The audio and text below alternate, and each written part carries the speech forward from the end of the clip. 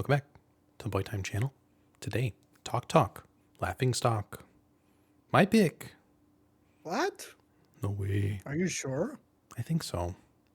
Okay. Nothing really gives it away.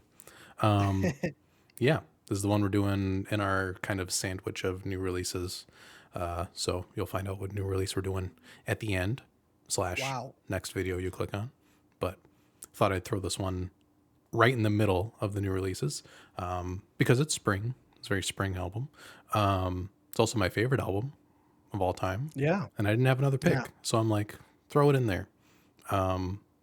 Which is, it's not the easiest album in the world, but Oh, I wanted to cover it on the channel because I haven't done a formal discussion of this record.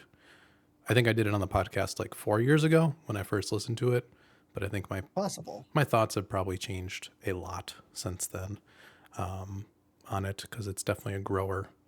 But yeah, I'm going to give more context to this album just because I have it. A lot of these ones are Sure. like either ones that we're kind of listening to for the first time or revisiting, so we don't always have like the most information on them, but this is quite a different one. It's also a strange one. I think the lore of it and everything just adds to the appeal. But we did Color of Spring like 8 months ago or something. I don't remember. It's like last fall. Yeah, something like that. That was their most popular one. It was kind of a blend of their synth pop and their more like art pop direction.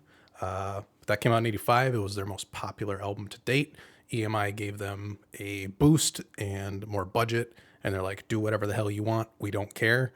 And they really did. So they did Spirit of Eden, which was recorded with all stuff pre 1967. It was on tape. It took a long and arduous process. It had no singles and was a commercial failure, which got them into trouble with EMI, resulted in a lot of legal stuff. They ended up splitting from EMI. One of the band members left, so it was just Mark Hollis and Lee Harris, and then they made this thing. And it also is not. There's no singles. There's no nothing with it. It's just the record. And Mark doesn't do any interviews or anything surrounding it. There's no promo. It just kind of comes out. And then this is basically, there's theories about it being a suicide note of a record. It's a career suicide note, that's for sure, because it's the last Talk album, and this is his last like public appearance ever, besides the self-titled record, which comes out in '98, and I think that's the second fulfillment of their 2-contract album deal with their new label. Oh. But this is essentially a career-ending project. So we end up here, Wow. and it was months and months and months of studio time between Mark, Lee Harris, the producer, and dozens of random musicians that they had come in to just play stuff. And then like 80% of that stuff got deleted and the other stuff stayed. So it's a very like, it was the most frustrating probably album experience to make, which is weird because of the way it sounds. Very contrasty Yeah. there. But yeah, recorded in a dark studio with like lava lamp kind of vibe everywhere. And that's what it happened. So yeah. What'd you think? I hated it. I figured. This is yeah. Man, I was waiting for that. That was really good how you built that up. I was like, I'm going to gonna make this a super good explanation, and then I'm going to set him up perfectly for this. Yeah. Because you knew it was coming. I think as soon as when you said it last week, I think I could feel my heart drop a little bit. Like, oh no, there's not a chance in hell that I'm gonna like this. And I was mostly correct. I do want to say, I think this goes beyond when we usually disagree, because I this isn't even an album that I like can even see the appeal. Okay. And I'm sure that you will go in depth Yes. and tell me why it's amazing. But I am like, when I was listening to it, it's different than when we were doing like some Radiohead stuff Hmm. or like Godspeed or whatever, or it's just like not really my lane, but I'm like, this is cool and I can appreciate it. I can't even do that for this album. I think it's just a giant piece of trash. There's like a couple moments and like two songs that I kind of liked, Hmm. and then that was pretty much it. Okay, that's So what I expected. okay. But I still wanted to do this because I like to yap about it. Um, Okay. yeah, I guess we can go into best tracks because I want to see what you liked the best before I go on to Okay. long tangents about songs. Okay. I could probably Um, know which ones are your favorite ones. So, I don't know. I liked the beginning of Rune, okay, if that's how you pronounce that. I think so. And then I liked the ending of After the Flood into Taphead. Okay. Those are the only two moments that I really liked. I didn't like how the album started with 15 seconds of nothing Yes. because every single time I was like, Is wait, it did I working? press play? It was the most frustrating thing about this album. And I don't appreciate it, Okay. frankly. You can actually there's a bit of noise that starts. It's like a white noise when it hits play. But the record for this is like interesting because usually when your needle drops, it takes a good 5 seconds for it to get into the groove. This starts immediately, and I don't know why. Oh, So it actually removes that 15 seconds, which is strange. that is weird. Didn't know that was Okay. possible with the record. But yeah, silence is like a big part of this record. I think the way it uses space is like genius, in the literal sense and the sense of like they mic'd up the drum kit with one microphone and put it 25 feet away from the drum kit, and that's how they recorded the drums. Which like an After the Flood is like very very apparent. Like that is like really reverb heavy, which is really cool. But yeah, I don't know. In terms of favorite songs, obviously it's all of them. But I think After the Flood through Rune, like the end of the album, like the first two tracks are good, but I don't think it really gets into the weeds until After the Flood really comes. But yeah, Merman's pretty good. It's a very chill intro. It does take that very long time to get going, but it's fantastic. It also sounds like Mirror Man, which is a song from their earlier record. So there's some weird double play there. Oh, Yeah, a lot of like biblical stuff intermixed with this, but also like talk talk early stuff intermixed. It's very strange the way that's all kind of laid out. Ascension Day is great. It's the most straightforward song. It's the most straightforward post rocky song. Like this album inspired that genre, obviously, but it's not your typical post rock. Like this sounds nothing like Godspeed or anything else like that. no. Very very different. The cutting off of it into After the Flood is fantastic. That was just like they just literally said we're capping the song at 6 minutes, and they didn't even like listen to where they're cutting it off, so they just cut it off. It works. I love the huge energy build, and then it like completely just drops off, and then After the Flood, this insane freaking I don't even know what instrument it is. Just like this Oh, insane I don't know. weird riff comes in slowly. Yeah. It's just godly. I don't know how they build the soundscapes of this record. Like I know how, but it's like how arduous of a process must that have been? Like it's all on tape. They had a whole bunch of musicians come in, listen to the tracks they had, and then they gave them no notes and just had them play over it. And they interspliced all of those. So it's like a kind of it's a very scrapbook approach to putting together the record, which makes it feel Oh, like it's more of like a atmosphere soundscape than like a actually like thought out put together track, which is just like there's no way you could recreate the album. I think it's literally impossible because of that, which is mm. insane. The drumming is so goddamn good on every song. Lee Harris is insane. Like, I think a tip I would have given you before is just like listen to the drumming because it's like that's the backbone of this stuff. Everything else is like just coming in and out. Nothing really repeats. It's constantly moving, but the drumming is just like rock solid. It's crazy. That's true. Yeah. That I will give it that. I do like the drumming, but like I don't care. Yeah, it's a sit down and like really get into it album. It's like not casual at all. It's Mhm. actually tries to drive you away as much as pretty much possible. Which I I could don't know. tell. it stuck with me for years. Like I used to like put on like Rune and stuff when I was like just chilling or going to bed, but never gave it Mhm. like serious thought until like a couple years after, just because I kept coming back to it. But I think Newgrass is my favorite song ever. It's insane. That's the most like tranquil, peaceful, insanely euphoric kind of track I've ever heard. I don't know how the hell, again, that it was made. The guitar licks on it are incredible. The way it flows and moves. We're going from like major to minor keys in like an instant. Like there's no section of the song that is like boring or anything. It's constantly moving and changing. And then like Taphead before it is Taphead's crazy. I don't know what the hell.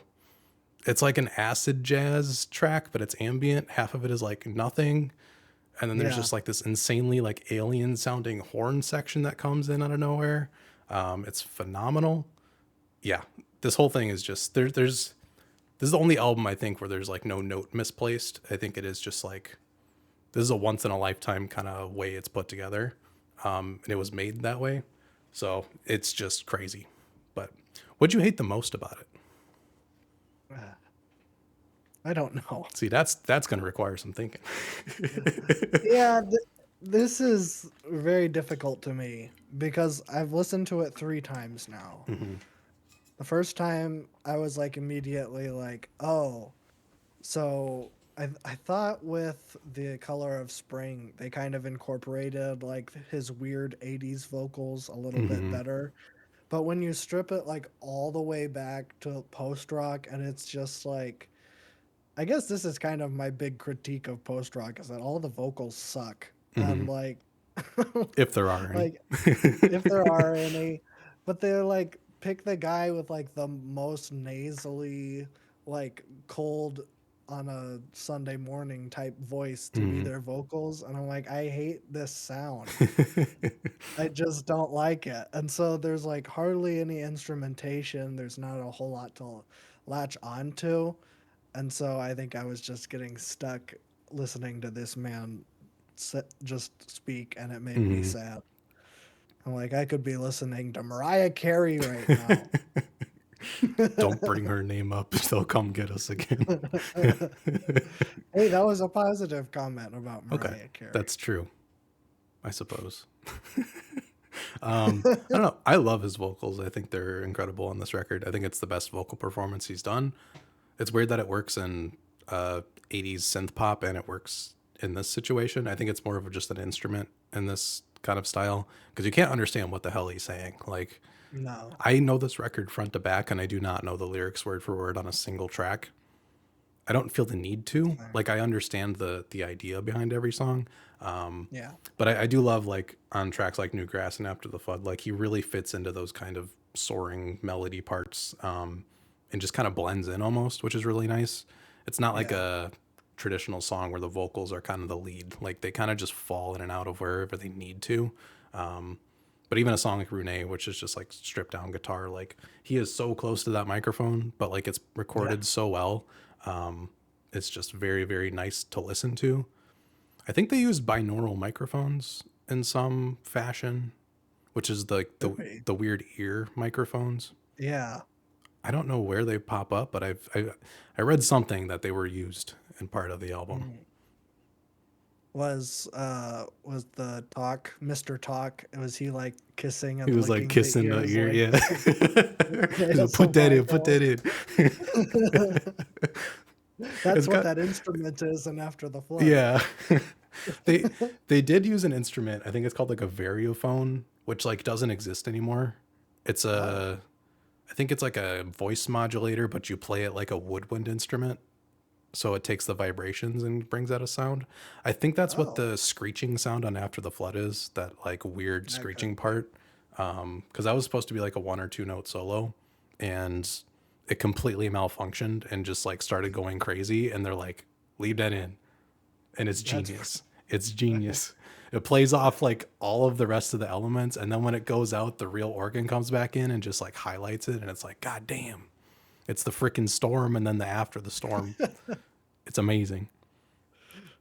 Well, I didn't know that about that noise. That's kind of sick. Hmm. Um, but at the same time, I don't. How can you call that genius? It's an accident. Sometimes stuff happens like that. I mean, like you can't listen to that song and be like, the way they made that must have been so infuriating that I just have to respect it because like I don't know what most of the noises in that song are, but like I don't know. That's true. You connect it with the album art and it sounds like a cacophony of birds in the wild. Like nobody's playing to each other. It's just naturally happening and it all's pieced together in a way. Um, Yeah. it's a way that like you can't make albums like that unless you do use equipment like that. And I think part of it is just like the process of sitting in a giant studio with four dudes for months and months on end, recording weird noises and parts of songs. Like you get driven mad to a point where you're like, let's cut off Ascension Day randomly. Let's put this really screechingly horrible feedback in After the Flood. I don't know. It all works. Like you listen to the album enough and it's like, okay, After the Flood's this like obviously biblical reference, but like at the same time it's nature. Like there's storms, but there's also springs. Like there's all this like bad stuff and then the good stuff comes after. It's a constant cycle. Like it all fits into the track's like idea. So it's just like Yeah. it's a once in a lifetime like was it an accident? Probably. Did it turn out this good as an accident? Maybe. It seemed like everybody was driven mad by this process. Like a lot of the engineers can't listen to the album still because they're just like traumatized by the making of it. Oh man. So I'm like, yeah, sometimes stuff like that just kind of pops out and happens. And that's fine. And that's fine. I don't have a worst track. I don't know if that's apparent. I don't know if I I could guess pick one either. I think the worst track is Merman Okay. because of the practical joke. That's the only reason. It's not the most engaging opener to an album. I'll say No, that. it's not. Yeah, It's not, and it's 5.5 minutes it long. is. It's gorgeous. Um, did you have a best moment? I guess I kind of like the guitar riff at the beginning of Rune. Okay. That's like my favorite It is thing. really nice. Yes. I think Tranquil. that's it. Okay. Yeah, I don't. It's like the only thing I can kind of grasp onto. So it's my favorite part. Okay. Um, my favorite parts, Ascension Days cut off and After the Flood. We talked about that. The freaking insane feedback loop and After the Flood back into the regular organ piece is incredible. The horn explosion and Taphead out of nowhere kind of jump scary. It is. It's so smoky though. I love it. The best moment, hands down though, Newgrass. Like the end of it, there's like the quieter section, and then the guitar riff kind of like starts building up. The key changes from like minor to major, like a magic trick, and all of a sudden the song just like hits a peak. That is just peak music. I don't think I've ever heard anything better in my life. Like that is just absolutely stunning. And the way that song ends into Rune as well is really nice because it kind of resolves the tension at the end of that song where it is just kind of like tranquil fading off and then you get hit with the super up close mic'd guitar and it's like super chill. So that's incredible.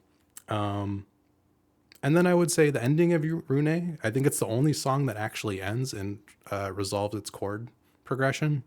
I think every other song in this album either abruptly ends or fades off or transitions into another. So actually ending it there on a really weird way to end your chord progression. It's not the guitar that ends it. It's like the background piano that's mic'd from like 50 feet away that you can barely hear is fantastic. So those are a couple of rambly moments, but the whole thing is just a treat. Wow. Any hot takes? You've been spewing them. I guess I've just kind of been spewing them. I finally understand what it's like to listen to me talk about movies Okay. because I feel like 90% of the time where I'm talking about movies, like everyone is just their eyes glaze over because I'm talking about how amazing some small little shadow Yes. thing is, and I'm like, man, I finally understand. Where now I'm on the other side of it, and I'm like, wow, this is wow, this is an eye-opening Give you experience. Is some of what your it own is. medicine. Yeah, Yeah. But that's when you know where your favorites are, when you can like go into every little detail about that. Like that's the joy of doing what we do across both channels. that's true. I do That is really true. like though. We agree on like I would say there's like a 70 to 80% margin, but our Yeah, absolute favorite like Stalker's my favorite movie. It's maybe your least favorite movie. This is my favorite that's album. not This is true. maybe your least favorite album. I will Generally agree with speaking, yeah. it. Well, I think it's the stuff. It's a squares and rectangles thing, is what Hmm. it is. Because all of my like loves are squares, but I feel like you're more adaptable. You can like pretty much anything. Hmm. Um, like if there's something that you can kind of latch onto. Um, but I'm like very specific in what I Okay. like. I don't know. I'm a You have a sponge, but I think like you're stuff like this pops out and it's like, oh, I actually really, really love this. yeah, that's true. I don't know. I don't know why you just have a better like critic.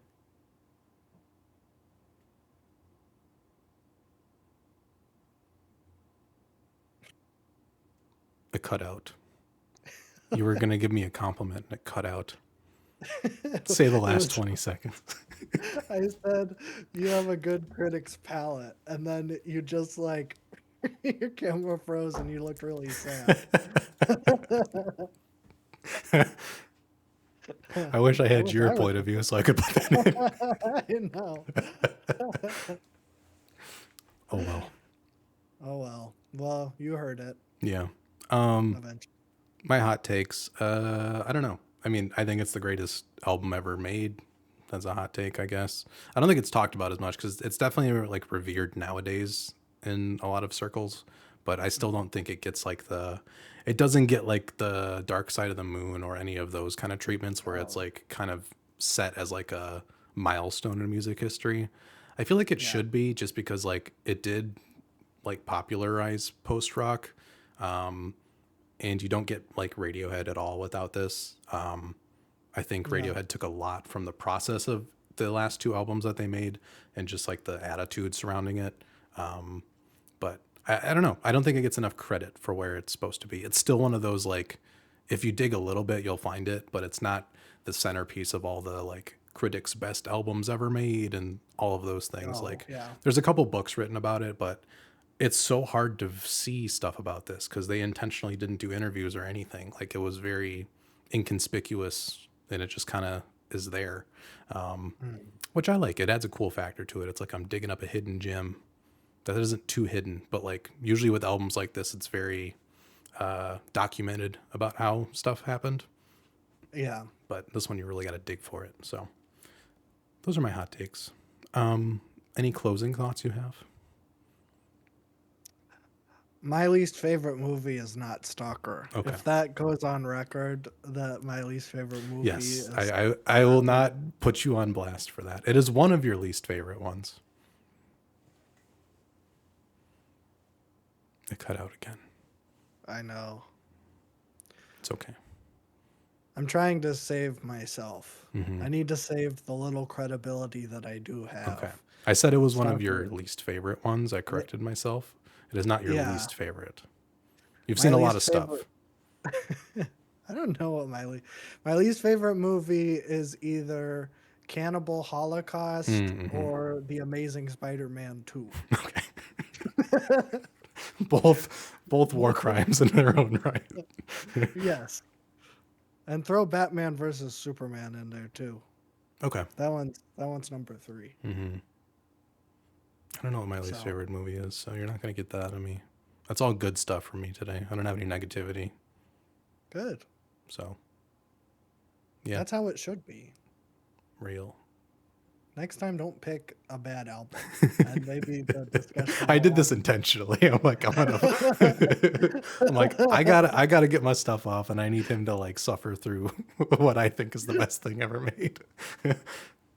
I appreciate it. Hmm. I, Sometimes I you got to be challenged. You know. it's true, and I'm glad that I listened to it. Hmm. But I'm never ever going to listen to this ever again. That's fair. So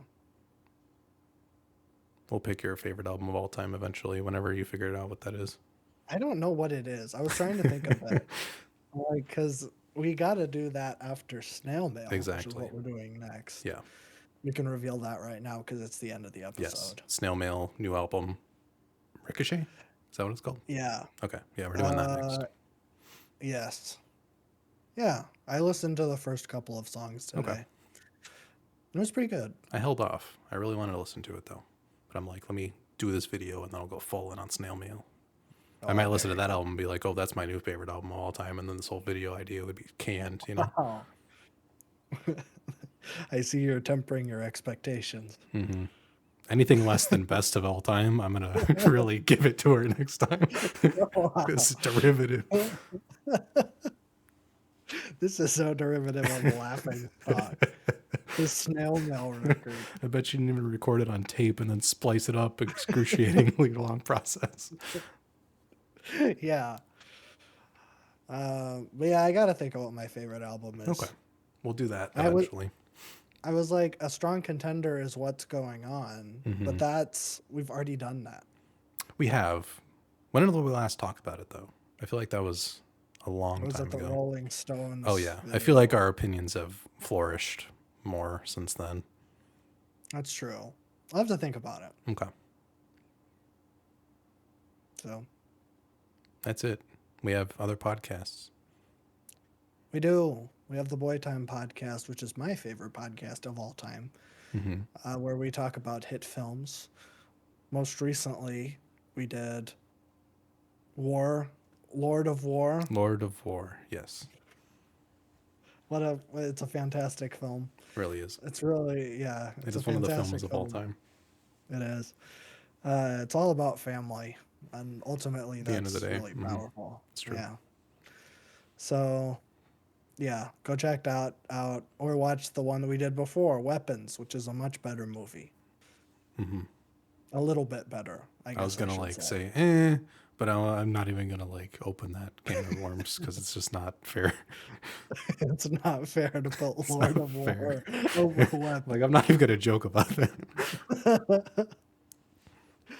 So yeah, you got two different tones there. Mm-hmm. So there And you many go. other tones depending on how far back you go. So That's true. we reviewed That is Cyberpunk true. once upon a time. Yeah, watch that video. That's a good one. I really like that one. I liked recording it and editing it. Mm-hmm. But yeah, I also do another podcast with my dear mother called Love the Mom. Your second favorite of all time.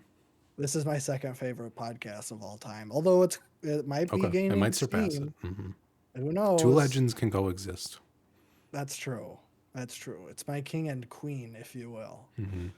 If they had equal power in a monarchy Yes. ruling system, Yes. which I assume they did. And I can't say otherwise because nobody alive has ever lived in medieval times. So It's how true. can you How even do say you what? know? You're just getting hand-me-downs. Like you don't know. How do you know that what they wrote in those books was real? How do you know Yeah. that they were that was just fantasy when they were talking about people being peasants and They was just making that grueling up. work? That was just a goof. You just saw Monty Python once and just, you thought that that's how it That was. That was satire. was satire. Stupid. Yeah, our whole historical knowledge base is a goof. Anyways, most recently on the Love to Mom podcast, we did Crazy Stupid Love, my favorite film. Awesome. I didn't love it. I thought it was Okay. okay.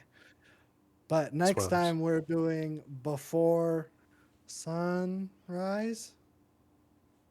I think that's the first one. Okay.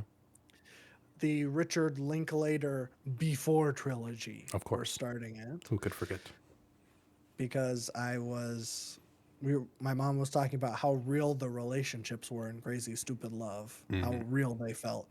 And I said, I wonder, let's compare that with like the movie that everybody says is like the perfect on-screen depiction of a relationship. Okay.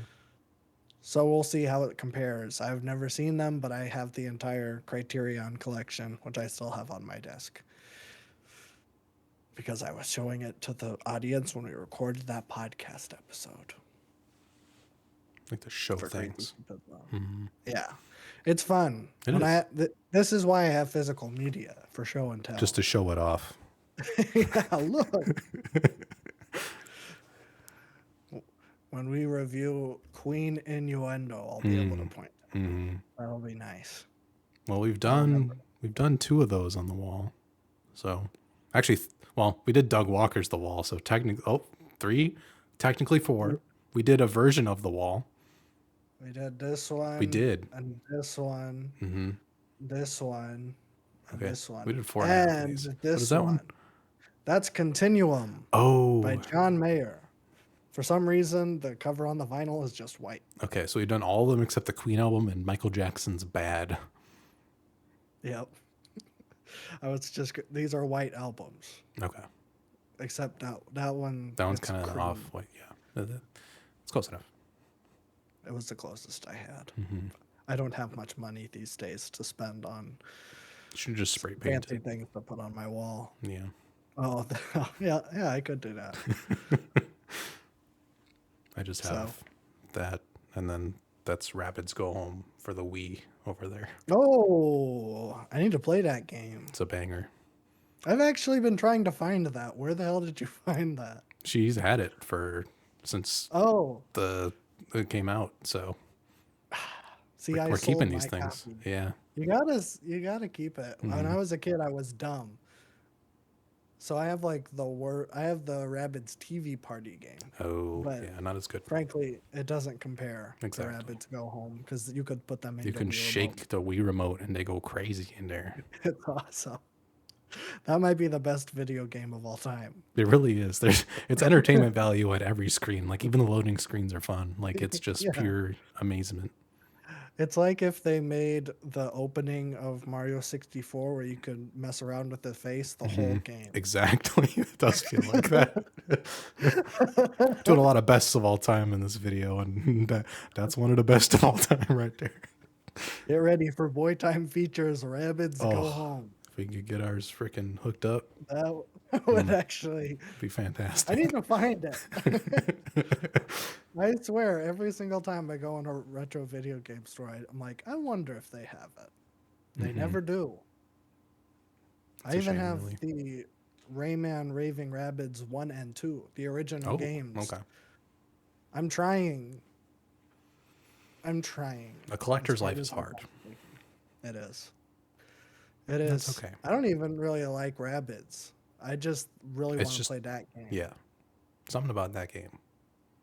It's good. But yeah, that's all we got. There's something else cooking up, but it's incredibly not related to anything that we've just talked about, Really? except maybe one thing, but I won't tell you what it was. So, but we'll announce that when it's ready, Okay. because you haven't gotten enough It's from been us. really fun. Bye.